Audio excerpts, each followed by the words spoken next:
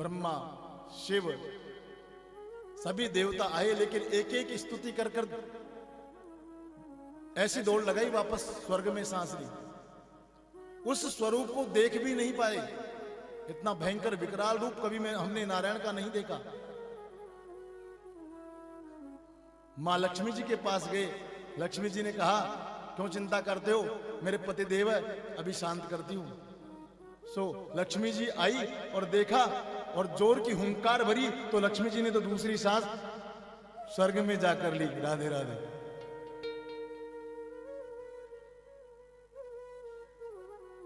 मैंने इतना भयंकर रूप कभी भी आज से पहले मेरे नारायण का नहीं देखा।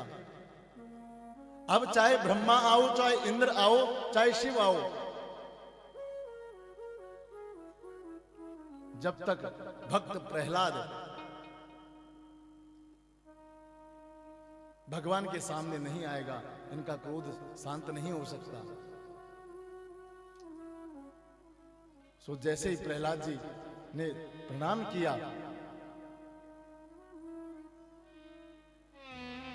और स्तुति की सुंदर, प्रहलाद जी ने नरसिंह भगवान की 42 श्लोकों से स्तुति की है।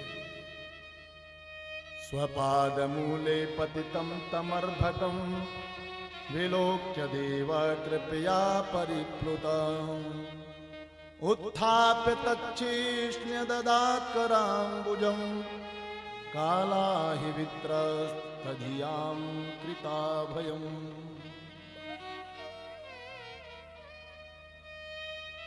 हे प्रभु, आपने मुझ पर बहुत बड़ी कृपा की।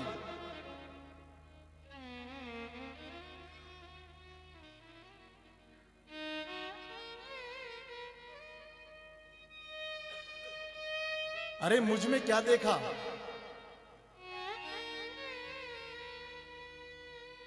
अरे मेरा तो जन्म भी रजोगुणी परिवार में और स्वभाव भी तमोगुणी, दैत्य कुल में मेरा जन्म हुआ है। और मेरा वचन रखने के लिए आप खंबे से प्रकट हो गए। ये एक भक्त का वचन ही तो था, और भक्त का वचन सार्थक करने के लिए आपने खंबे में से प्रकट होकर के दर्शन दिए।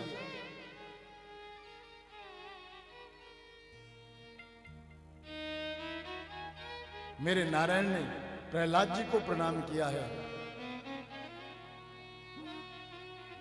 और कहा है, प्रहलाद मुझे क्षमा करना, तुझे इतनी यातनाएं मिली, तेरे कोमल शरीर को छूने में भी मुझे डर लग रहा है, और तुम्हारे पिताजी ने तुम्हें इतनी यातनाएं दी।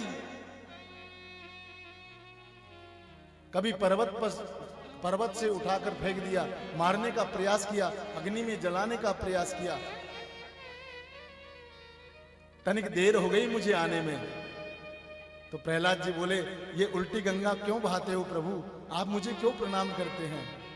बोले, तेरे जैसा बालक जिस कुल में पैदा हो जाए उसकी तो 7 पीढ़ियां तर जाती है, 21 पीढ़ियां तर जाती है। प्रहलाद, तुम्हें कुछ देने का मन है मुझे, आज वरदान मांगो। पता है भक्त प्रहलाद ने क्या कहा? प्रभु, मेरी कोई आकांक्षा नहीं, क्योंकि आपके दर्शन जो हो गए, आपको देना ही है तो एक वरदान दे दो कि मेरे मन में कभी मांगने की भावना ही पैदा ना हो। क्योंकि जब ईश्वर का साक्षात्कार हो गया तो मांगना क्या,